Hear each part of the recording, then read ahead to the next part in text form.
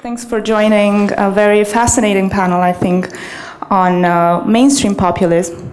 Very provocative theme, because I think at the beginning we were talking more about fringe parties and anti-system parties, and then we realized that actually populism has made its way into mainstream politics in Europe.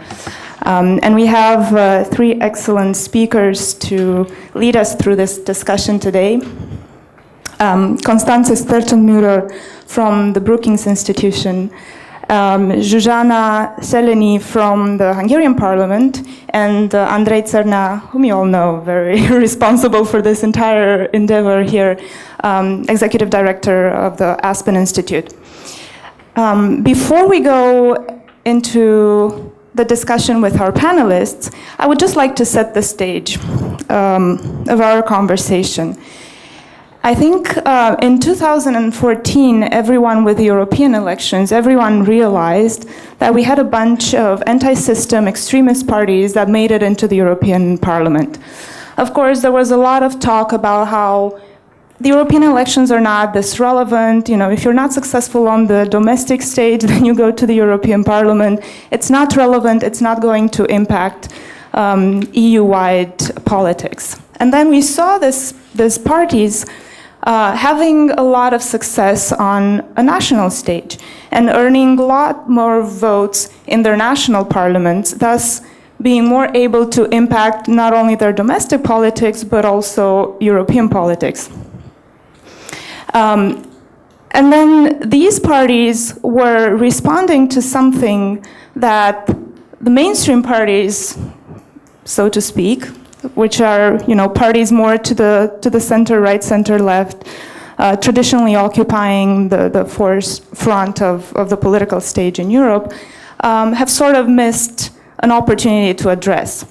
And we're talking about failures in governance, the economic crisis, a lack of representative power of these parties to actually translate preferences of their electorate and respond to their electorate interests in terms of public policies or public goods, economic growth or well-being, so on and so forth. And to all that, we are also noticing an increase of more identity-focused discourse. So there's an Oxford professor that talks about populism in Europe in terms of the three I's. And the three I's are inequality. And I think looking at Brexit or the economic crisis and all the discussion around it, I think a lot of the conversation about populism in Europe is about inequality and poverty and economic disparities. Then we're talking about immigration, very present in our focus and our attention these days, and identity, very connected, of course, with immigration. These three components, sort of the pillars of European populism right now. So in this context, we have hundreds of thousands of people coming into the European Union and aspiring to be part of a system that obviously does not respond properly to the expectations of its own citizens. And this has triggered among these parties, including what I find more worrisome among mainstream parties, a reactivation of a politics of fear. People are coming in, they're a matter of national security. Actually, at the European Union level, minorities and migration have never been desecuritized, despite all the debate around it.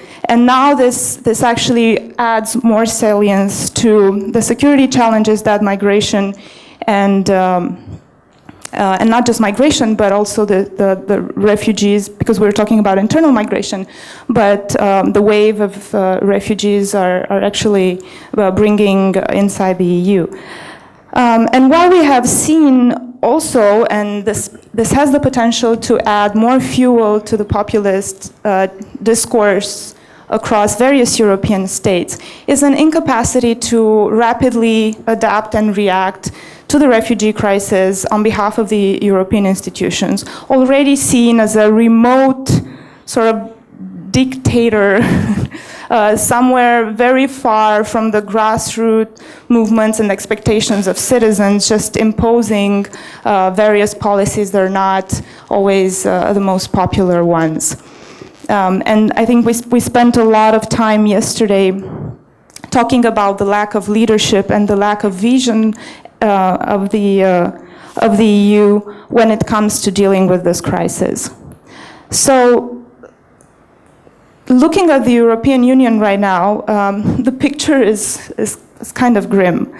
And unfortunately, it's not just the parties that used to be, outside of the mainstream political institutions that have these very strong anti-EU, anti-immigration, basically anti-establishment, anti-democratic forms of legitimizing political power parties, but we also see that among the parties that are, have an established history in European politics, and we've seen that in not just in Hungary. I have to pick on Hungary. I'm sorry, or in Slovakia, or in the Czech Republic, or in Poland, or even in Britain. I think that's or Germany for that matter, and that's the worrying part. And it makes me wonder if that's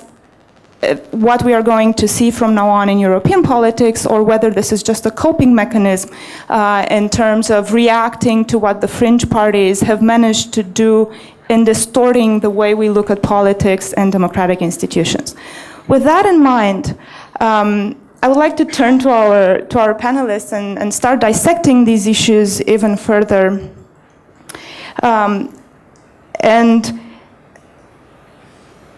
And I would start with a question that is more sort of prescriptive in nature, and how should we go about it? What is there to be done? When we were talking about, or if we were talking about fringe anti-system parties, you would ask mainstream parties to do something, tell us what their strategy is to regain their electorate and regain their prevalence and their moderate discourse and good policies on the national and European arena. Now we see that we have mainstream parties who are actually promoting more of this populist discourse. So what should our strategy be moving forward? Or how should we understand this shift in European politics and domestic politics at the European level? Zsuzsanna, so should we start with you? Thank you very much. I try to be very practical, because I am a politician and my job description is to find out the recipe against the populist parties. As a liberal politician, this is a key mission for me, and of course, therefore, I'm looking for the solutions. But in order to get closer to any solution, which are not very easily there, we have to see what do we mean by populist politicians, populistic movements, and what their strengths are. And I don't think that whether mainstream or extremist are important, because at the end of the day, they can be, the more extreme they are, the more successful they can be. So this is just a process where they are in a certain country. But I think there are certain points where we can describe what populism is, and I think today it's an ideology. It's a sin-centered ideology which looks at people in a very polarized way. In a very homogeneous and antagonistic way. They are the good people and the bad people, and they are the good people. They regard themselves as the savior of the people. There is a very important moral content. They own the national interest as a concept. Which is, they abused obviously the concept in general. And of course, they view the world in these polarized ways, in a black and white picture. They never grasp the complex nature of the stories, of the issues, like the migration, for example. They pick up one element and this bring into the focus, and then they demonstrate or show up an easy answer, which is black and white, and there is always a moral element in obviously that's the white part. And on the black part, this is always anti-elite, anti-system, anti-establishment, and it doesn't matter whether they are in opposition or in power. Viktor Orban has a supermajority in Hungary for 5 years, and he is an anti-establishment politician, someone who is in the Hungarian politics for 25 years, because he found out that the EU is the establishment, and compared to the EU, he can be an anti-establishment. This is just positioning. So I think the populists are always anti-establishment, anti-system, wherever, but that's true or not. They are very polarizing. They can call themselves Democrat, but they are definitely not liberal, because in this black and white picture of the world, there are no minorities, there are no plurality. I think they are anti-pluralist, and this is where their anti-liberal nature can be, I think, found. And of course, they are generally Eurosceptic or even anti-Europe. And this is where I think this is an important issue that we've discussed it in this very concrete Bucharest Forum, because I think it's a security risk at this point. So I think the migration crisis, I would prefer refugee crisis. Of course, this is already a debate. I call it refugee crisis. Is a moment when we can describe and analyze populist politics and foreign politics. And also, it's a moment for the European Union to demonstrate vision, leadership, solution, and it will be a big test how far the EU can do this. So when I can tell you in detail, but I want, how Viktor Orban managed the refugee crisis in Hungary, in a country where simply there are no refugees, there were never refugees, and there are no refugees today. But there is a story of refugees, and there is an incredible popularity that he gained from how he managed the story of the refugee crisis. It can be a dissertation issue for political students. But what is important is that this is a complicated issue. What are the elements when we are seeking? These are common refugee policy at EU level. It's protecting the borders somehow, which is an important security question, obviously. This is offering safe haven for people who need asylum, because it's a refugee crisis. It's a common new common security policy for the EU issue. There are plenty of elements. This is very complicated. Now, what we see on the narrative, there is the fence story. We have to protect the EU, so we have to build a fence.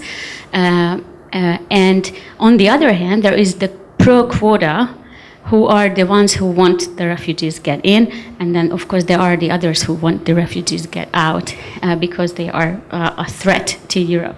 So this is how populists framed by today, within a half a year, the refugee crisis in Europe. And this Viktor Orban made an important share to frame the story like this. For me, it's a typical narrative of a populist, which just make completely impossible to find a solution, because it's a complicated issue and needs a complex answer.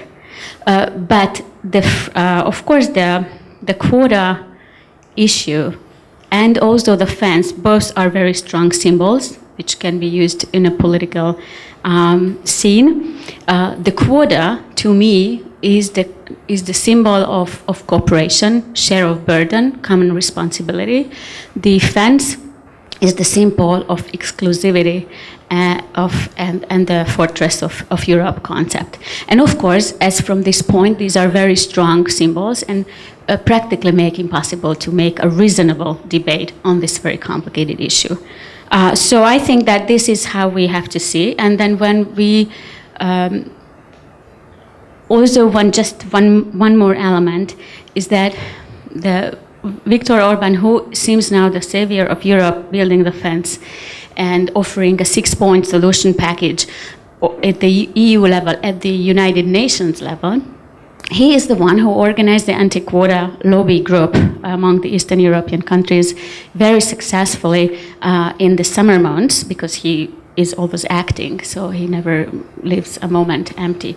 And what the anti-quota lobby is about, the anti-quota lobby is practically undermines any common solution for Europe, because it is against the symbol of quota, which is to me the cooperation. So he plays the savior of Europe. At the same time, he's undermining the possibility to finding a common European solution. And I think that is, again, not a Hungarian specialty. This is a populist approach, and this is how populist can be understood, I think, in general, in European level. They are in zero-sum game all the time. There's never a game where everyone wins. And of course, this is, again, the the polarizing narrative. And I think that at this point, this is a serious anti-European effort, which I think in long term can weaken the European Union and the capability of the EU to act together. So I think that this is a point where we are now. Populists are leading the discourse because they were the first to frame the story successfully, and now anyone else who wants to find a solution is struggling to reframe the story in a way which is much more complex than this polarized view. Well, so I'm just going to throw a question, we can come back to it later. In this context, can we expect a reasonable, rational solution post-Dublin system on refugees and asylum seekers? And if so, how hopeful can we be that the European politicians can actually reach agreement on that? And is there any hope on European party families to actually get involved and push out some of these disturbances, so to call them, coming from national populist politicians? But we'll come back to that. Maybe Constanze, you want to say a few words too?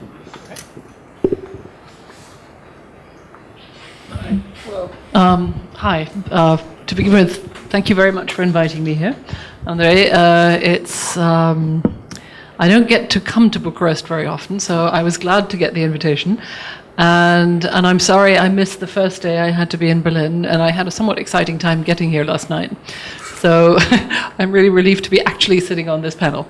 I also think it's a very useful and interesting conversation to be had, although those of you who know me know that this isn't my particular field of expertise. What I do is foreign and security policy, but as a German, and also as a foreign and security policy analyst, this subject, and indeed domestic security and stability questions in Europe, have suddenly become of overwhelming interest for my field. I mean, I've been interested in these questions before, but there is now a very, very obvious linkage. And so while I am not, if any of you have a particularly strong interest in this question and want to know more, I can point you to people in Germany who know more than I do, but I will try and replace them for the purposes of this conversation. As you've seen from the program, I also don't currently live in Germany. I'm at Brookings, moved there a year ago, but this is my 13th trip to Europe since moving there a year ago. And I actually spend a fair amount of time trying to go around Europe and indeed my own country to see what's happening there, since I'm supposed to explain all that to the Americans, which isn't easy, a lot happening. And this, of course, I have to say, is probably the most extraordinary challenge to Germany's capability of absorbing a massive shock since 1989. Yeah? The last time Germany got a very, very large influx of refugees at the same time was in the course of the Balkans Wars, when of the, I think, 1.2 million that left the Balkans, 300,000 came to Germany, and most of those have gone back since or were frankly pushed back.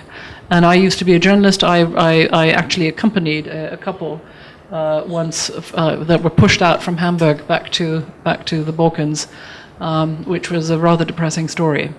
This, unlike what happened after 1945 and unlike the Yugoslav war, what is happening to Germany now is the decision of one woman on September 5th. The German Chancellor, who said, we can do this, and opened the floodgates. We haven't quite had anything like this yet. It has been compared, of course, to Günter Schabowski, a member of the German, East German cabinet in 1989, saying, and oh, by the way, taking out this piece of paper, and saying, and oh, by the way, the wall is now open, I think, with the consequences that we all know.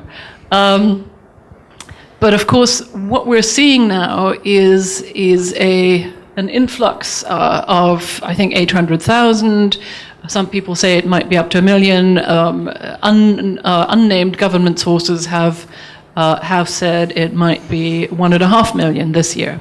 Now, the thing to keep in mind about this is that that doesn't mean that 1.5 million, 1 million, or even 800,000 will permanently settle in Germany. The largest number of, or let me put it the other way around, the largest number of refugees that are coming to Germany right now, and I agree with you on insisting that we have to call them refugees. I think that the distinction, I'm a lawyer by training, there's a distinction between refugees and economic migration, frankly, is a little academic at this point. I mean, very often people migrate for economic reasons because the political conditions in their country are so dire that they can't make a living. And in fact, they might die of poverty and want. Then it becomes a slightly odd distinction to make. But the Syrians have, I think, a presumption in their favor of a legitimate claim for asylum, and are therefore going to very quickly be given refugee status. Apparently the next largest groups are from the Balkans. And right now, as you will all have seen, there is a debate in Germany, which I suspect will be successful, to reverse the presumption of a claim to asylum in the case of the Balkans countries, and to say that these are secure countries now, and most of these people, unless they can prove that they are politically persecuted, will be sent back in a shortened procedure. Then, of course, there is another phenomenon. There is a number of Eritreans, Afghans, and others, some of whom pretend that they are Syrians, in order to reap the benefit of the presumption in their favor. De facto, of course, this is going to be a very, very difficult process to manage. So much for the numbers. As far as the politics goes, this has been a picture with some extraordinarily magnificent responses and some dark patches. It's really both. The magnificent part of this, you've all heard in the news or read about or seen pictures of, or if you've been to Germany, you've seen it, which is that German civil society all over Germany, in an extraordinary outpouring of sympathy and organized sympathy, has been trying to help out. And has been, taking people in, bringing whatever, toothbrushes, sleeping bags, and food to shelters, and being, and yes, exactly. The German dictionary company Langenscheidt put their German Arab dictionary on the web for free, with the 10 most popular phrases, so that people could try and speak Arabic to the refugees. I will come to the dark patches, but I will say that for me as a German, and Germans of my generation with parents who were of the war generation, you grow up wondering about your own genes, you grow up wondering about your other Germans and about the future of your country, and of course you grow up wondering about your own civil society. And most of us, are always willing to assume the worst. And so this, I have to say, has been something of a joyous occasion for people like me to see that German civil society clearly has a need and a will to say, whoever commits hate crimes, whoever commits hate speech is not speaking for me. You know? There is, of course, moving around the spectrum of motivations, there is, of course, a completely irrational and egotistical motivation for what's happening now, which I probably wouldn't associate with the students and housewives and pensioners who are going out there and try to help, but certainly with a lot of government policymakers, which is that for years now, we've seen the OECD numbers saying that our demographics and our low birth rates, our low replacement rates, mean that within the next 10, 20, 30 years, Germany's welfare state and Germany's economy will be unsustainable unless we have a large influx of migration. And that's something that's very much on people's mind. And also at this point, for whatever reason, we have very low unemployment. A lot of industries are looking for qualified workers, and we have a German population that in general is not worried about its own job security and is not worried about its own safety. And therefore, it has been relatively easy in the first wave for policymakers and normal people alike to say, we can do this, wir schaffen das. Yeah? But what, of course, we're seeing at the same time, and this is where I come to the dark patches, is hate crime, hate speech. Pegida demonstrations taking up speed all across Germany. There is a preponderance in the East, but it's by no means an Eastern phenomenon. It does tell us, however, that we made assumptions about the integration process of East Germans within the last 25 years where we may have been a little overly optimistic. That is something that I've worried about for a while, and I think that's something we're going to have to look at long and hard. We are also seeing numbers for the AfD to move now from, I'm sorry, there's maybe one vignette that you may not have seen, but at the recent demonstration in Dresden, the picture that shocked normal Germans and the German press most was the picture of two gallows being held up, and with saying that they were reserved for Sigmar Gabriel, the Minister of Economics, and Angela Merkel. Yeah, that to Germans is truly shocking because it is an incitement. I mean, in fact, the criminal prosecutor's office has been looking at this, and they're, I think, still deciding whether to treat this as an incitement to murder. And there is now, as you would imagine, a big debate about free speech and its limits going on in Germany. But to hold up a gallows saying, this is reserved for you by our standards really is just completely beyond the pale and a truly shocking worsening of speech. Now, to move quickly to surveys and the political impact, and then I'll stop. There are a number of national surveys which are very reputable and been going on for many years. ARD Deutschland Trend, which is the first German national TV channel, and the second TV channel's Politbarometer, exactly.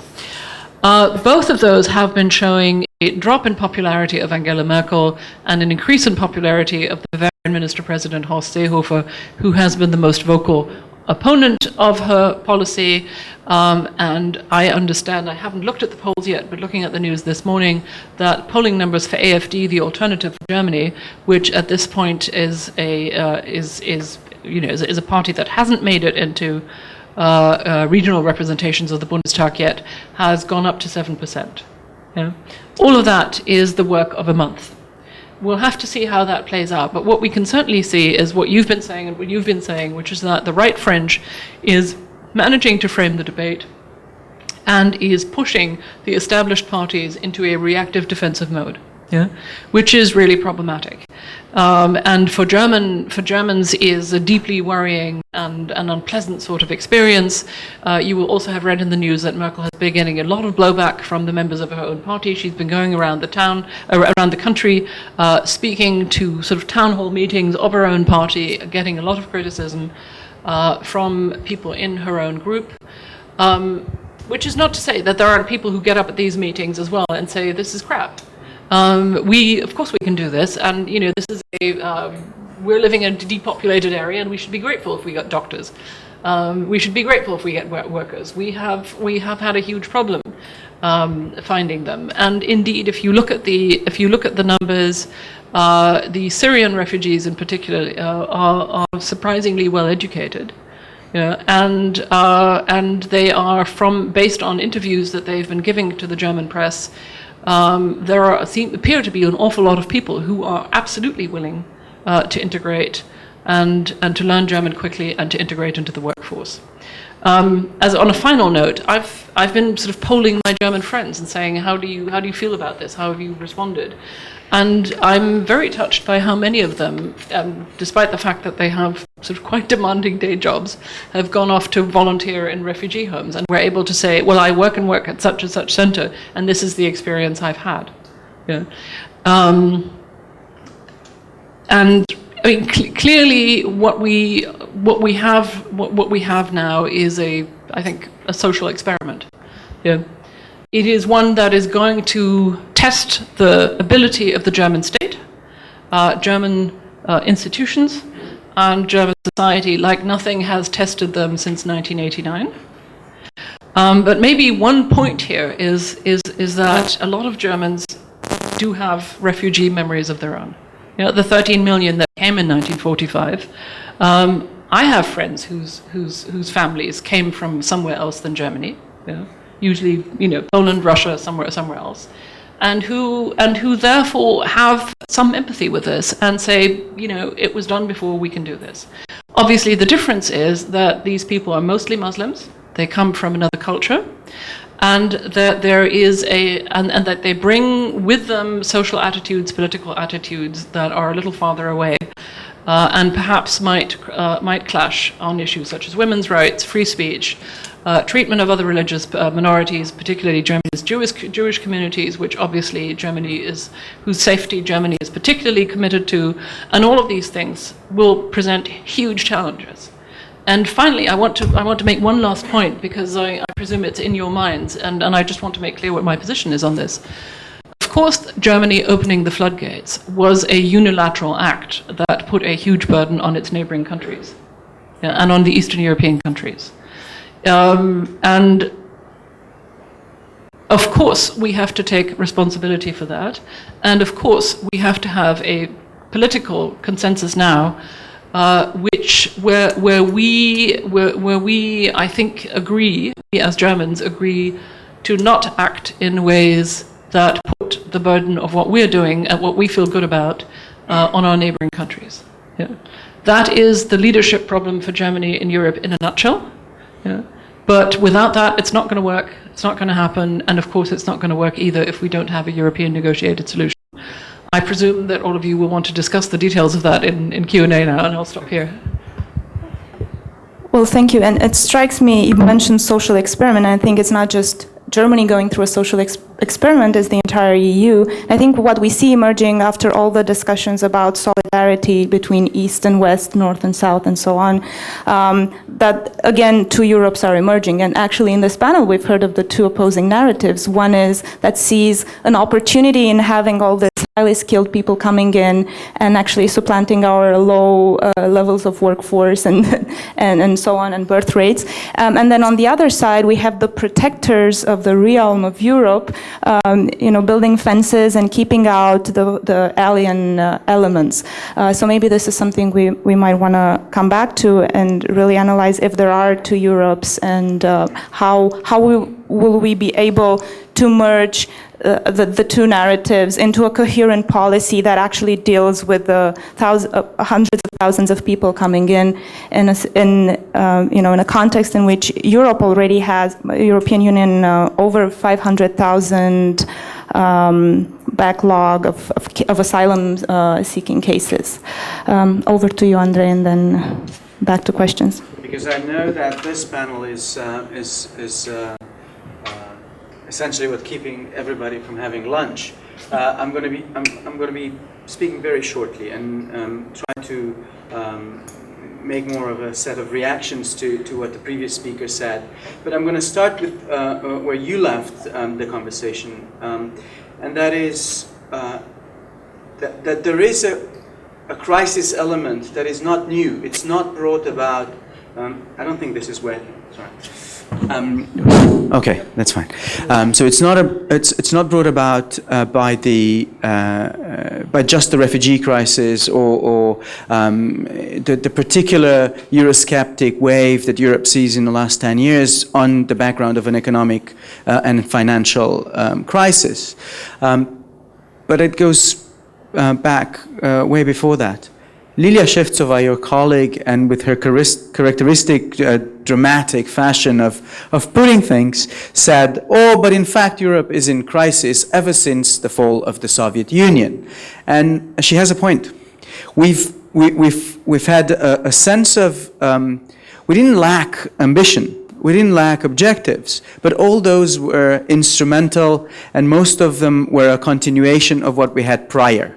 So the European Union, evolved before 1989, continued to evolve geographically and politically. It had a certain set of institutions. It developed and deepened those institutions. It did not do anything more radical to that when it comes to really not only addressing but internalizing some of these fundamental transformation across the Eurasian space, given the whole topic of our forum, or the key topic of our forum. And what that has resulted in, one is a lack of foreign policy vision, and we've talked a lot about that in other circumstances. The other one is inside the political class, the lack of a common identity creation element that allows politicians from strikingly different countries with different cultures, with different competitive economies, from Greece to Scandinavia, from Romania and Hungary to Germany and UK. And that allowed, if you want, a domestic gap in what politicians should refer to as the common uniting factor. We do, knee-jerk fashion refer to the space of value, to the normative power Europe, to the soft power Europe, and we list the same things. We're a space of democracy, freedom of speech, etc. Not that those were not true. Of course, there were the elements that kind of constructed the pool that Europe is offering people, the same way that prosperity of Europe was in equal measure a pool for countries like Hungary and Romania wanting to join the European Union. But at the end of the day, that's not enough. It's not enough to construct a narrative. And then when changing economic conditions in Europe, even before, or I insist, before the economic crisis, in countries like Germany, in countries like France, that reflect not just what happens in Europe, but the overall economic effects of globalized economy. The shift in jobs, the shift in the type of skills that we need in our workforce, the shift in the performance of our businesses, etc., have put an immense pressure on mainstream political parties on the left and on the right. You had a demise of trade unions as an organizing factor with cultural implications for Europe.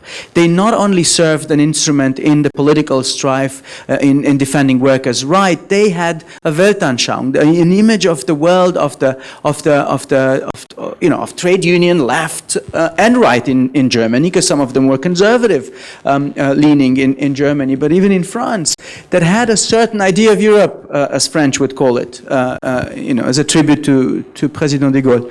But that is ebbing away. What we replace it with, and here I speak totally in personal capacity, and not as a director of the Aspen Institute, because I'm verging on the ideological, is a certain idea of not liberal Europe, but a Europe of, if you're neoliberal, with economic models. Yes, this was in part as a response to a transformation in world economy, and Europe had to adapt to keep its businesses going. But it didn't have a cultural response on the other side. The result of it was a gap for both left of center and right of center political forces that was immediately used and abused by those on the mainstream political force, not just the fringes, not just Front National and UKIP, but really mainstream political forces that discovered that they can use the fears of the population, the worries about an aging Europe, surrounded by uncertainties, conflicts, and growing populations that may stream into Europe. So the narrative is built on the fact that for decades the media is telling Europe that growing populations in Africa, in the Middle East, countries like Egypt having to create something like in order of 6 million new jobs a year, though that economically may be hard to prove, but that's a different story. All this creates a background on which political forces found it very tempting to use and abuse this. But then there is another element. There's another element of how this was structured in terms of it's not just the refugees, it's not just the threat outside, it's also inside. How Europe has become detached from the citizens, quote unquote. How European institutions make decisions in Brussels, whether, and today in Bucharest, Commissioner Malmström talks about TTIP. We had 250,000 people in the streets of Berlin marching against 100,000? The organizer said 250,000. Hundreds of thousands of people in Berlin marching against TTIP. I'm not convinced that the majority of those people know exactly what they're marching against, though each and every one of them knows why it's there. They know why they are in the street and what they protest. They don't understand maybe the logic of TTIP, what that means, what that implies, but they know why they're in the street. The same way that people that march for Pegida in Germany, I'm afraid to say, also know why they're in the street. Whether they're right or wrong in either case, it's a separate issue. Now the question is why mainstream political forces have lost the responsibility to recognize this as a huge security risk for Europe. Huge. And security risk not only in a sense that you correctly raised of Euroscepticism linked very, very tight with what I call this pseudo-sovereignism. It's pseudo-sovereignism because the same political leaders like Viktor Orban, you mentioned, like the Polish leaders, but also I don't want to single out anybody because I think every single country has political parties and leaders that are guilty as charged of the same type of pattern. Is what they say is essentially that because of this disconnect between Europe and national capitals, the interest of citizens, national interests have to come first. But they're also pseudo-sovereignist because they also know that the prosperity of their country, their ability to supply electorate with what they need, whether Hungary or Poland or Germany, it also deeply dependent on European Union functioning as effectively as possible. So it's a paradox that they at the same time use knowing the risks, but essentially the whole political cycle being compacted, thinking just about the next election. And we see that this is not just a European phenomenon. It's a Western phenomenon. If, and you live in the United States, and those that follow the electoral campaign gearing up in the United States, in particular on the Republican side, but I think in some senses you see it across the spectrum, it becomes again a threat to national security and to Western security in a sense that it undermines the essence of what we stand for. The prior panel, we discussed a lot about how the Western Europe has to provide a counter-narrative to Russian propaganda in places like the Greater Black Sea and Eastern Partnership countries. And I'm not sure we were the framing was correct, but I'm not sure we found the right answers how to go about achieving those goals, partly. And I'm going to finish on that note that the type of political malaise that Europe suffers from and the United States suffer from, that we called the temptation of populism, is a long-lasting problem in any democratic system. The problem is that now it's on steroids, it's out of control, and I think we should also maybe see what. Be too depressed for lunch. Well, I hope not. Let's find some ways to address that.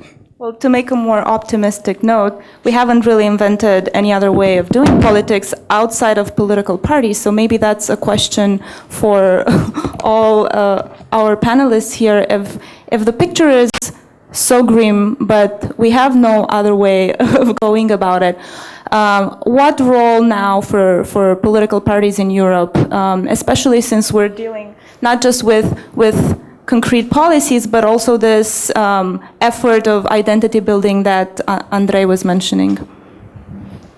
Well, there are too many things on the table. And this is also true for Europe. I don't think that we can solve everything at the same time. I mean, you brought up the TTIP, a lot of other things. It's just simply not possible. So probably one thing is to figure out what is the most important, which is able to create or reproduce or produce a European identity as a positive issue. And then there is a kind of need for wise political leaders to make this selection. It's just impossible to solve everything shortly. And of course, there is a need to quick solution and show up something positive, because this is what Europe needs today. And also in terms of protecting the European liberal democracy, is demonstrating some positive solution for something at least. So but we can't solve everything at the same time. So I think that the migration issue can be this, because I think this is a very pressing thing, and this is very. I mean, anyone has an opinion. I don't know whether you realize, but all European citizens, hundreds of millions, do have a stand on this. While on TTIP, maybe there are 100,000 Germans who do have an idea. Most Europeans have not. So where the importance is where people feel pressed to make an opinion. And if it's there, then we have to start with that. And because of this is so symbolic and has so many aspects of demographic, security, identity, I mean, classic things like religion and which is very important. It has also a relationship to inequality, because of some countries worry because of the cultural change, some others because of they take their job or whatever. I mean, this is very complex. So I think it's make a lot of sense to work on this, and also because it has this fantastic issue of Germany's leading role and what this leading role in Europe and the European Union can be. And I think that and then just going on this line, because this was also discussed during yesterday and this morning, Germany's role is not to demonstrate a German solution, which you described very nicely, but to make it exactly that it is a European solution. This is shared by other Europeans. And that is the leadership question for Angela Merkel in these days, whether she can sell not just the townhouse of German cities, the story. Actually, if she can, then she will be able to do it widely, because you described very well that, of course, there's a lot of opposition in Germany inside too. Then she can develop the narrative, the successful European narrative for entire Europe. And I think that is the task, and there is a chance here. I don't think that this is impossible. Of course, she needs allies. And it won't be Steinmeier or Viktor Orban, or is this the Seehofer, I'm sorry, who is posing with Orban in these days. No, Seehofer. Steinmeier can be, and even he should be, because he's on the other political spectrum. Because I think also part of the solution that we make, when I mean alliances, that is other people in other countries and other political leaders. It's also from other political families. And again, Germany is in a unique position, have a big coalition in these days. So there is a a special workshop to develop something cross-party, which most other countries do not have. So I think there is a moment here, and this is probably the way which then have to be concentrated on, and maybe just deal on a lower level with other conflicts, of course. And then there is a moment and the chance to develop a new European identity, which originally was the kind of post-war peace, securing the peace. Then it was prosperous Europe, the economic development. Then it was the enlargement. There was always a European story with which people could identify themselves. No, we don't have anything. And the new thing is that Europe is able to act in global issues. We can cope with things which are larger than Europe, because that's what the migration, the refugee issue is about. I think that can bring, because there won't ever be a national identity type of European identity. We need a larger, a more complex issue to be identified with, and there is a moment for that now. Just a quick reaction on one element. I totally agree with you that you need to, first you need to create a set of priorities, choose one major case where you can test this, or you can use it as ultimately as the main thrust for Europe. But then what I was trying also to say is that we fail also on how we've adopted even procedural things. One of the reasons that, for example, certain politicians get away with murder, so to speak, is that the European Parliament is dominated by the EPP, Socialist Party, ultra-majority that acts as a shield against whomever from that particular group may step out of the line, left or right, and the result is that the institution as such becomes on many of these major issues impotent politically. It's not it doesn't it stops representing the European Forum that can provide that type of moral leadership. So we look at member states, including member states like Germany, to provide that type of leadership, because we've given up on European institutions, including the European Parliament. Do you want to make some more comments, or should we open it to? Yeah. Okay, Dimitris. Well, I can just. No, it's because it's being taped that you need a mic. There you go. Now one of us. All right. Here it is. All right. Well, a couple more dimensions to this issue.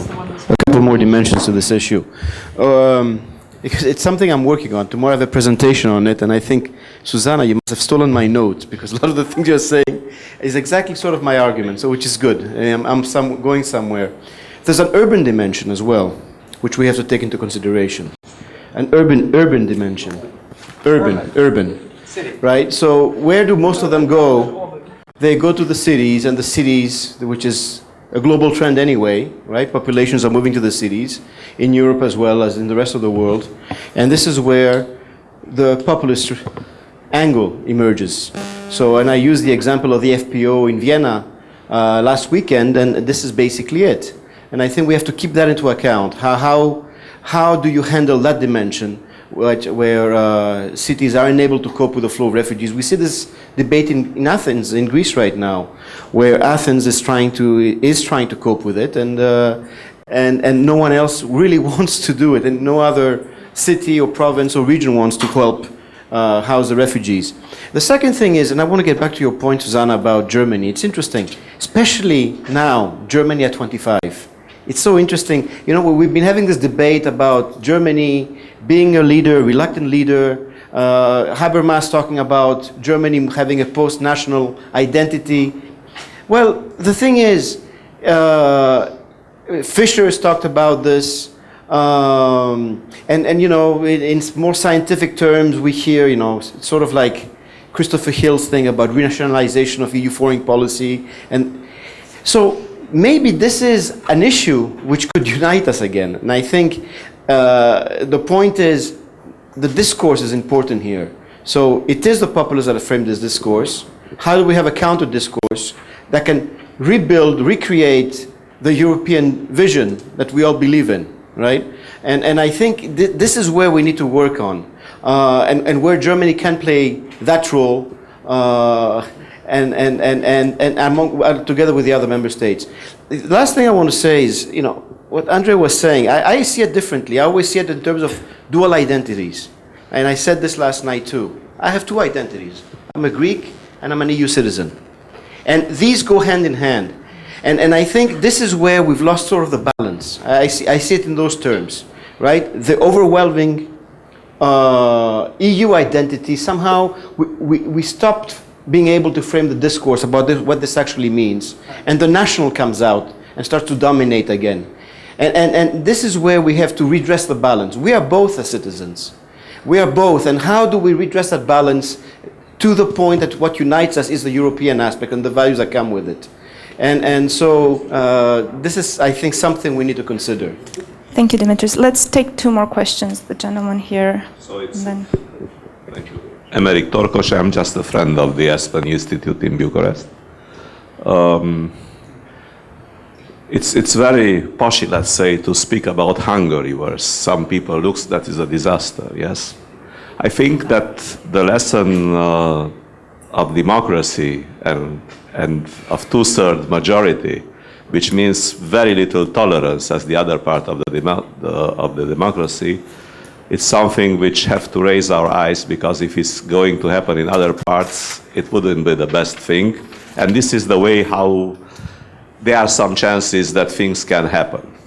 And on the other hand, I think that we as European nations, part of the big European Union, sometimes are very complacent, saying that, oh, with us it's okay, and with the others is the problem.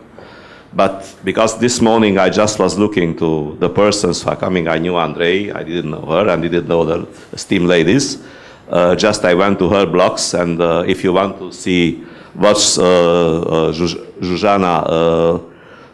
says that Hungary has to done the Hungarian society to come out because we need solution, not to reach to the situation that Constanze was tweeting today, is right? Yeah, it just happened because I was looking, so it's very interesting. So we're saying in Romania, okay, we came out from something, we have elected the German president, the youngs came, so we are different from the others, we are on the good road, but not German because you are German, it's because it's a minority in this country. But she was tweeting the following. She was talking with a taxi driver, and the taxi driver said that the problem, so it's Romania, Bucharest, the problem of the chaotic driving in Bucharest are the gypsy taxi drivers, correct? So this is something we have to work a little bit more on. He said something else also. No, I just is what I have read, what I have read. So this is, I think, so I think that we have all of us to find solutions and to get together, because otherwise it will be, you know, because it's now is the situation that somebody, our parents learn, if somebody is knocking at our door in the night, and it's a very bad weather outside, we have to do something. And we have very nice stories, all nations. Oh, we are not only saying hello, we are giving to him food, we are sheltering him, but, you know, it's the anti-quota that we cannot do it. Why we cannot do it?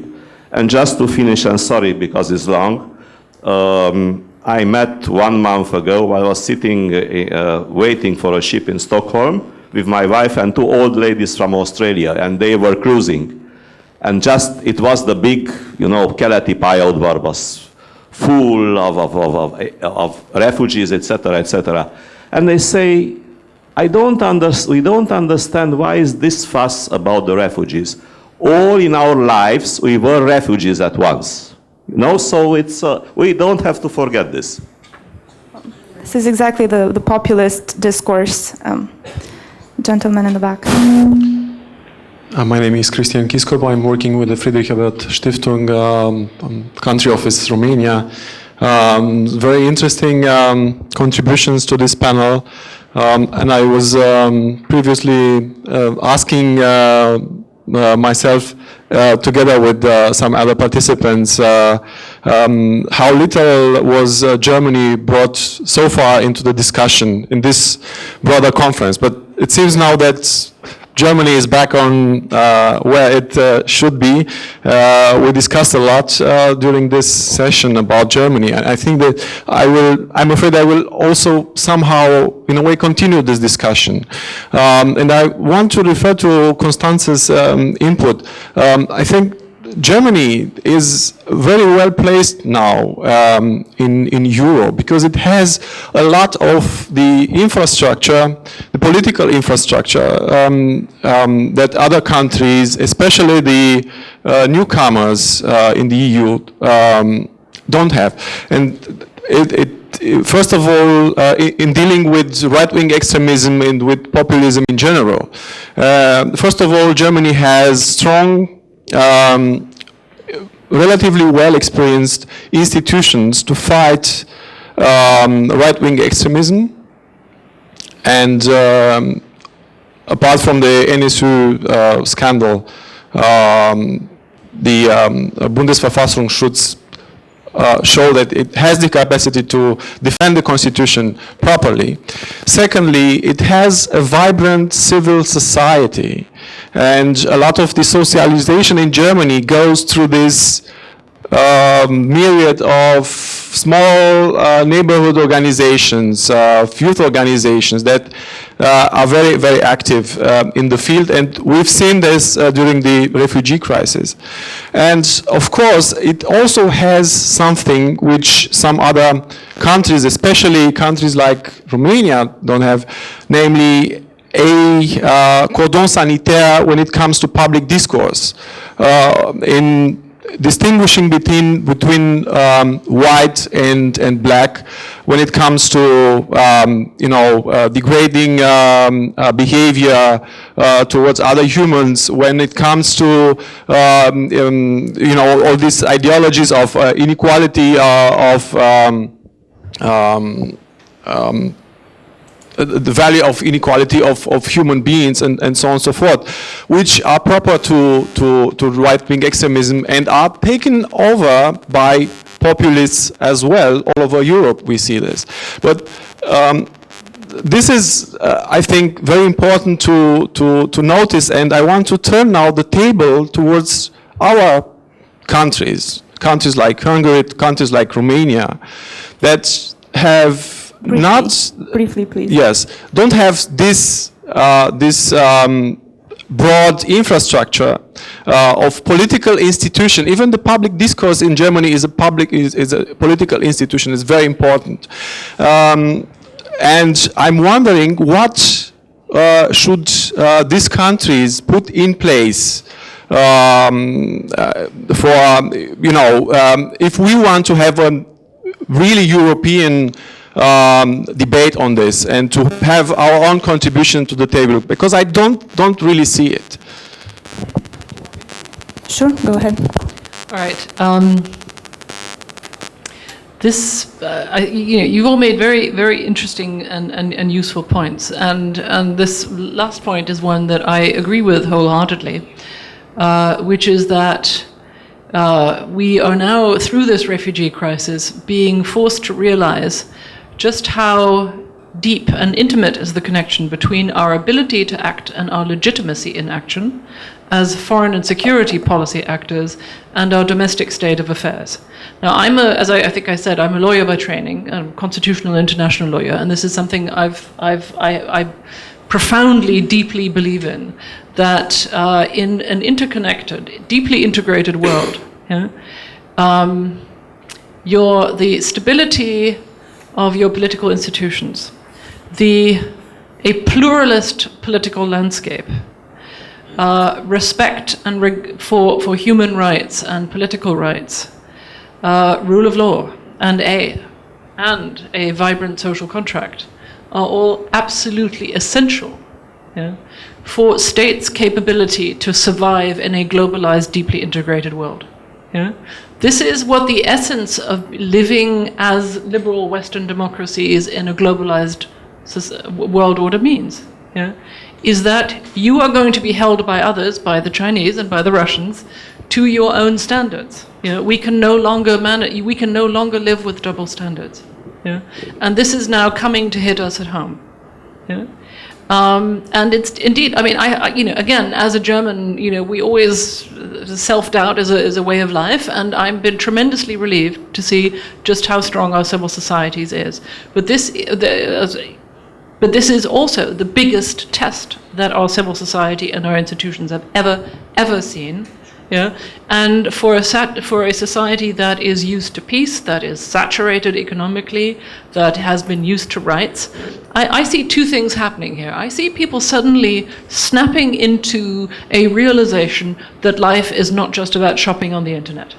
Yeah, and people, and I think there is a genuine sort of happiness, and I sense this from these emails from my friends, in realizing that people can be, on a very individual and very basic level, be a force for good, yeah, by sharing, by contributing, and by welcoming the poor and the the unhappy and the persecuted. Yeah, to paraphrase the what's on the Statue of Liberty. Yeah, there is a genuine sort of snapping into another mode of existence there. Yeah, but at the same time, the German state and the German authorities now have to prove, yeah, that they can also make this work. Yeah? And there is certainly, it was, several of you made this point, that if there isn't a European solution to this, yeah, we cannot, and in fact we should not impose, yeah, our version of events or our version of policies prescriptions on the rest of Europe. Yeah? Now, I also agree with those of you who have said that this is a moment for, maybe reigniting the European flame. This is, if you will, a classic collective action problem, and it is what Europe was invented for. Yeah? We have been solving collective action problems since the beginning of Europe, and Europe was a response to a collective action problem, which was World War II. Yeah? So, in some ways, and I think I see what we, in the negotiations in Brussels now about quotas, about border security and so on, I see the outlines of a trans-European security and integration consensus. Because most of us do understand, at least the ones that are enlightened, that we are going to need migrants and that they're going to supply the workforce. Most of us have refugee experiences in our own families. Most of us know that, and this is, I think, if there is one lesson from 1989, then it's this, that identities are a matter of choice. Yeah? Identity in history is not destiny. Yeah? This is the essence of the European lesson. Yeah? We can choose who we want to be, and we have done so in the past. Yeah? So that's the difference between the Putin narrative, yeah, of nationalist, ethno-nationalist essentialism. This is what we have to reject. And the entire European project is about rejecting this. If we can make this, and it is a big if, then we will have reignited the flame for the next generation. Yeah? But this is the big wave. There's absolutely no question about it. It is exhilarating, and it is absolutely fucking terrifying. Sorry, I just said that on air, didn't I? Anyway. So can we, just on that note, if I may insert a question, can we expect the EU to also become more forward-looking? Because if we look at asylum policies, there's a directive from 2001 on collective admission that was never implemented, and that would have come in very much in hand right now. Plus the Dublin system, on the basis of which the Commission has recently launched 40 infringement procedures against 19 states. That says a lot about the Union's ability to actually foretell potential crises and be prepared to respond to them. Can we expect a change sort of in vision and in the way the European Union thinks forward? Well, you may answer the question, but I am not a lawyer, and I think that this issue is purely political. And this is not that important. Of course, in the sense that rule of law is basic, is important, but in the problem-solving mechanism, and what we have to cope now, it's political, and it's about the discourse, as you wrote. And I think that because politics is always discourse, then there are certain outcomes, and then you put it into law if you come to agreement, and this is the way. So the question is how to raise the discourse in a more pluralistic way, how to reframe the story, how to make the issue out of the now set frame of either the refugee issue is a security question, and this is the big European story, then our security, or it's a European solidarity, or this is demography, or the human rights case. And then, of course, there is a point here where we speak in a language which, and I know as a politician, you just can't speak in a town hall with this language. My problem is how to explain a human rights issue as people's real life stories. So this is, I think, when we speak about discourse, then there is a task for all of us, for think tanks, for politicians, for NGOs to make new levels of discourse, because I don't think that only politics-led discourse is good enough, because that is always putting emphasis here on there, and this shields the real life element and the pluralistic approach to a complicated story. So it's also a task. I mean, we're probably getting to the end of this panel soon. Also to think tanks who have ways and tools other than politics. You just can't. It's also journalists. I mean, this is also extremely important for media, and I think journalists made a pretty good job showing the human face of the refugees in many ways, but still not enough. I mean, a heavyweight hardliner politician can reframe the story of saying that is illegal immigration. And I can tell you that in the Hungarian press, every day there are 10 times a publicity, government-led publicity, saying that illegal immigration is threat for national interest. I mean, it's unbelievable. You probably can't imagine the level of propaganda, and this is horroristic. So there are ways of there must be found new ways of discourse, because, and then that was discussed yesterday, the propaganda issue. We have to overcome that, and then we have to find other ways of continuing the discourse and showing various aspects of such a crisis, in order that we can find a European solution, a common understanding, which can support a complicated package of solution at the end, which can be a successful European project, but also supported by a large majority of Europeans in the cities, in everywhere, because this is a story which in somehow by heart reaches people in one way or another.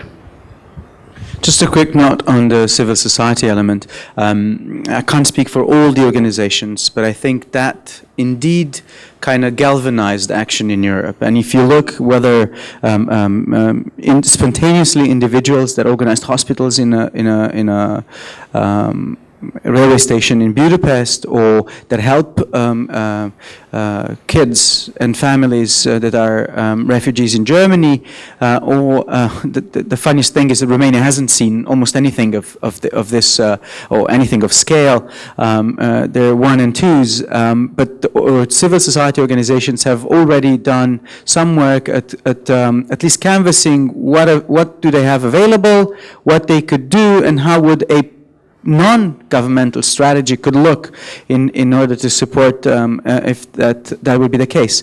But the one other element that I would bring in, and I know I'm just making the list longer, is that often the populist discourse goes hand in hand with the temptation of authoritarianism.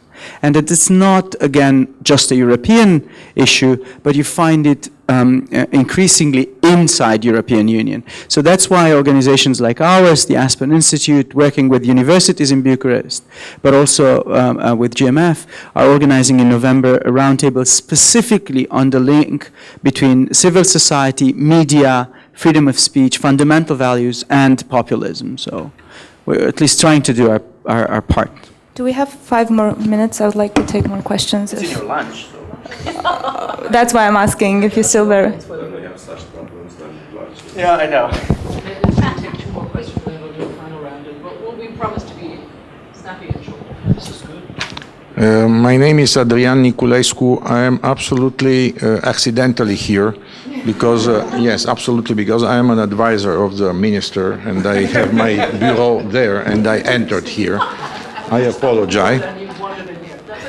Yes, and... You're also a professor of history at CEPA. Okay, but I'm absolutely accidentally, I pass here, I have my office there, I'm going to the office of the minister, I'm his advisor. So, my problem is also that my English is very poor and I cannot express myself very well in English. I'll prefer in French or other language, but I suppose it's forbidden to speak in other languages, Italian or something else. Only, it's possible?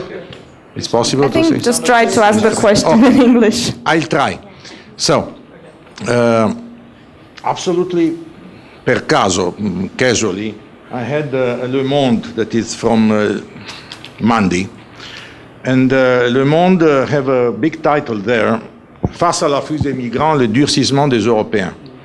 This is what Le Monde said Monday. What happened yesterday at the European meeting of all the government and chief of states in Brussels was, sorry? Nothing happened. Happened something because they, I suppose, they said they discover a very Columbus egg, a very simple solution. The solution is to help Turkey, the Republic of Turkey, to finance this state that spent with 8 milliards of dollars in order to or euros in order to help 2 million of refugees in Turkey, and Europe offered 448 million of euros, 448 million of hundreds. Later on, the Greek representative for the refugees, that is the Avramopoulos, I suppose, commissioner, exactly, Mr. Avramopoulos offer 1 milliard, only 1, or billion, how do you say it? Billion. And yesterday they decide finally 3 billions to help Turkey. This is a first enormous problem. It's a problem of a Schengen country that is Greece, with Mr. Tsipras, that they opened the borders in an irresponsible way, and you know that Mr. Marmarakis said that he would, sorry? You have 2,000 islands, opening border is a relative term. No, because it's possible with the Frontex to stop this, hemorrhage. And this is the point, I suppose. First of all, this is Frankfurter Allgemeine Zeitung, beginning of... Can you get to the question, please? Yes, beginning of September, they said, the European Eastern countries are right. This is the editorial of Frankfurter Allgemeine Zeitung on the 10 on 11 of September. Because until the border of Greece, grace to Mr. Tsipras, it's opened, the problem is there. You have to stop this. First of all, you have to stop the hemorrhage. Afterwards, we can discuss of quotas and things like this. And Frankfurter Allgemeine Zeitung is near Miss Merkel. One thing that is coming in my head, it's also the fact that Miss Merkel, it's a very close friend to Mr. Orban. They are very close friends. Very close friends. They helped in the absolutely very close friends. So, Miss Merkel helped in thousands of situations, Mr. Orban, and this is a thing that it's absolutely clear because they are the same popular central right in the European, Can we get to the etc., question, etc. please? I have to insist. So, I'm sorry. if we want, and I finally conclude like this, if we want to have By the way, the border was closed not only by Hungarians, but by Slovenian too. They are doing a sort of securization of exactly as a border of Hungary. And the same thing for Slovenia. You start doing things, and then there's a sense of a wave of populism. We have to stop it. And if we want, and I finish all this, if we want to have the populist, Pegida, or the Front National at 80%, less immigration free, and especially less immigration from the third and fourth world free. Because Mrs. Merkel said, I want 800,000 person, and Mr. Dagmar Gabriel said 1 million. That's why, first of all, before this declaration, it was agreed that it's a European general problem. After the declaration of Ms. Merkel and of Mr. Sigmar Gabriel, 1 million, until they arrive to 1 million immigrants. Afterwards, they can ask Romania and Bulgaria and other countries, Slovakia, Slovenia, etc., to accept refugees. But first of all, you have to have the full of this 800 or 1 million after Mr. Gabriel refugees. Okay. That's all. Thank you. Excuse me. So, great challenge to end on. Quick reactions from the panel. EU-wide problem, or just let's secure the borders and move all the responsibility to Greece? Look, very quickly, this has two dimensions, finding an integrated European solution, where Germany, because it's the largest and wealthiest country right now, takes on probably the biggest weight. Or the economically powerful countries take on the biggest weight, but don't impose an undue burden on the smaller and more vulnerable ones. Okay, that is clearly part of their story. The other part of the story is slightly more problematic. It's the foreign policy piece which you rightly refer to, and which is leading us into some unpleasant new relationships. I mean, we are asking, in fact, Merkel is going to Turkey 2 weeks before the Turkish elections, thereby helping Mr. Erdogan, whom Germany would not really like to help, and probably having to make compromises that Germany does not want to make. Among other things, on reigniting the EU, the EU application process, which I suspect the Turks don't really want. What the Turks do want, however, is recognition and visa-free travel. Yeah, and it is very possible that in order to get help from Turkey, we are going to have to make compromises there, which will increase our complications at home. I get that. I mean, this is unfortunately the devil we know. Yeah. That said, I don't think it stops there. I think what we really have to look at very carefully, and this is something that was a failure of European and indeed of German foreign policy, was not so much trying to solve the Syrian war, which I think at this point is unsolvable, sadly, but helping to stabilize the countries that have taken in the most of the refugees so far, which are indeed Turkey, Lebanon, Jordan. Yeah? That is where we really need to do some work and help. Yeah?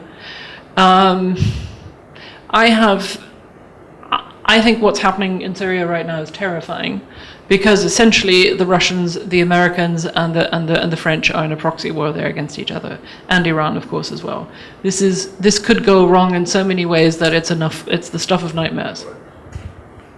In a sense, if you look at the heart of the matter, and your objective, you first admit that it's extremely complex. Second, as Constanze said earlier, that its causes, if we're strictly talking about the refugees/migrants issue, you don't have solutions for its causes, and you know it's going to continue. Second, if you accept the narrative that they're not refugees, but they're in fact migrants, then you actually compound the problem, because in fact they're not only coming from Syria, they're going to come from everywhere. And then you're faced with problems that no fence, no Frontex, not even the Italian fleet in the Mediterranean can imaginably effectively stop. Where we do have control is on our own domestic politics and policies in two ways. First, and the discussion here was less about how to address the substantive matter, how to solve the refugee problem, how to solve Syria. We've had panels for those, weren't more optimistic than this one.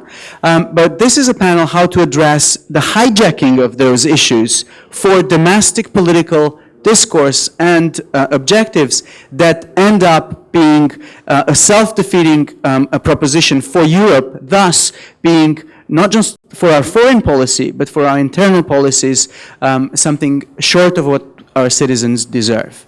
And I think that's the real challenge of populism. Thank you very much to our panelists. I think it was a really great discussion.